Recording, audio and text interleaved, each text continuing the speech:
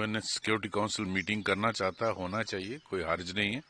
लेकिन उसमें पाकिस्तान नंगा होना चाहिए। पाकिस्तान बेसिकली भारत के पॉजिटिव एक्शन से डरा हुआ है। पाकिस्तान का जो नंगा चेहरा है, घिनौना चेहरा है, वो सामने आना चाहिए और इंडिया को दिखाना चाहिए कि पाकिस्तान किस तरह से एथनिक क्लींजिंग करता है, एक पर्टिकुलर कम्युनिटी को टारगेट करता है और टेररिज्म को as a instrument of state policy चलाता है। आज पाकिस्तान आइसोलेट हुआ है टोटली, एक्सेप्टिंग 2-3 कंट्रीज हैं जो पाकिस्तान के साथ हैं, जैसे टर्की और अजरबैजान। वो इस्लामिक आइडियोलॉजी की वजह से, मुस्लिम ब्रदरहुड की वजह से, बट अदरवाइज और कोई उनके साथ नहीं। पूरी दुनिया में वो आइसोलेटेड है।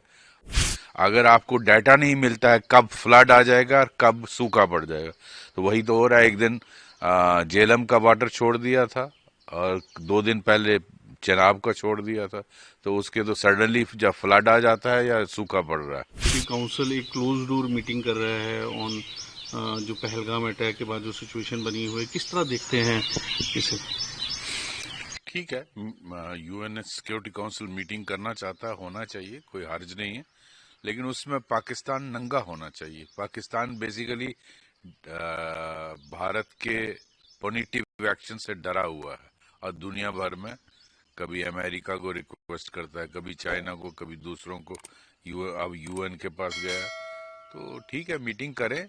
इसमें पाकिस्तान का जो नंगा चेहरा है, घिनौना चेहरा है, वो सामने आना चाहिए और इंडिया को दिखाना चाहिए कि पाकिस्तान किस तरह से एथनिक क्लींजिंग करता है, एक पर्टिकुलर कम्युनिटी को टारगेट करता है और टेररिज्म को as a instrument of state policy चलाता है। सारी दुनिया में, सिर्फ भारत को नहीं, पूरी दुनिया को जहां भी टेरर इंसिडेंट होता है उसका ट्रेसेस पाकिस्तान मिलती है।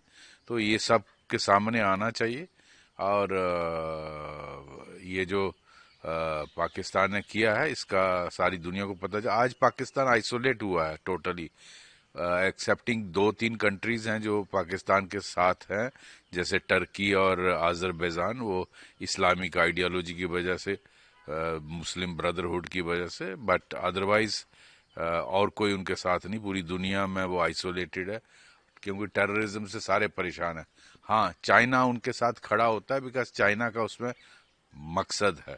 चाइना भारत को देखता है एज ए कॉम्पिटिटर और वो चाहता है कि किसी तरीके से भारत लॉन्ग टर्म वॉर में एंगेज हो जाए पाकिस्तान के साथ। इसीलिए वो उनको हथियार भी देता है, टेक्नोलॉजी भी देता है, क्योंकि उनको लगता है कि जिस तरह एप्पल कंपनी ने सारी इन्वेस्टमेंट शिफ्ट करके इंडिया में एप्पल बनाना शुरू कर दिया, पता नहीं कितने ट्रिलियन डॉलर्स का इन्वेस्टमेंट था, तो इसी तरह बाकी कंपनीज भी भारत में अपनी फैक्ट्री लगाना चाहते हैं, चाइना से शिफ्ट करना।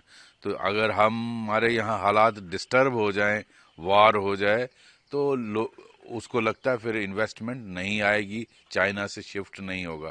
तो बेसिकली वो कंपिटिटर देखता है इंडिया को, दैट इज उसका वही उतना ही इंटरेस्ट है और कोई इंटरेस्ट नहीं है। वो चाइना को यूज कर रहा है इंडिया को उंगलबाजी करने में।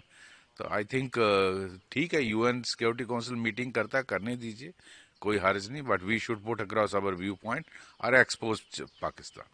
और वहीं पानी को रोका गया है, डीसिल्टिंग हो रही है, तो किस तरह देखते हैं इस कदम? ये बहुत इफेक्टिव रहेगा। थोड़ा इसका इफेक्ट लॉन्ग टर्म होता है, नेचुरली इमीडिएटली नहीं होता, लेकिन पाकिस्तान को इससे बहुत तकलीफ होगी, उसकी फसलें खत्म हो जाएंगी। क्योंकि अगर आपको डाटा नहीं मिलता है कब फ्लड आ जाएगा और कब सूखा पड़ जाएगा, तो वही तो हो रहा है। एक दिन झेलम का वाटर छोड़ दिया था और 2 दिन पहले चेनाब का छोड़ दिया था, तो उसके तो सडनली जब फ्लड आ जाता है या सूखा पड़ रहा है, तो ऐसे में वो प्लानिंग नहीं कर पाएगा, उसका इरिगेशन खत्म हो जाएगा, फसल खत्म हो जाएगी और काफ़ी उसको नुकसान, पावर जनरेशन इफेक्ट होगी। तो पाकिस्तान उस इसीलिए उसने कहा कि ये एक्ट ऑफ वॉर है, अगर आप पानी रोकोगे तो हम इस पे जो भी आप बनाओगे हम उसको अटैक करेंगे। और ठीक है, आप करिए, देखेंगे कौन करता है, उसका फिर जवाब भी मिलेगा। तो हमारे प्रोजेक्ट्स, 5 प्रोजेक्ट्स ऑलरेडी अप्रूव्ड है, उनको कंप्लीट किया जाएगा। उनकी जो रिक्विजिट हाइट है वो कंप्लीट की जाएगी और उस पे जो कार्रवाई वो इनफैक्ट ये रोड़े अड़ाता था, इंस्पेक्शन टीम आ रही है, ये बहुत अच्छा किया जो इंडस वाटर ट्रेटी को अवेयरेंस में किया। आप कोई रिस्ट्रिक्शन नहीं है, आप कंप्लीट करिए प्रोजेक्ट्स को, और बाकी और भी बांध बनाने की जरूरत होगी, बनाए जाएंगे।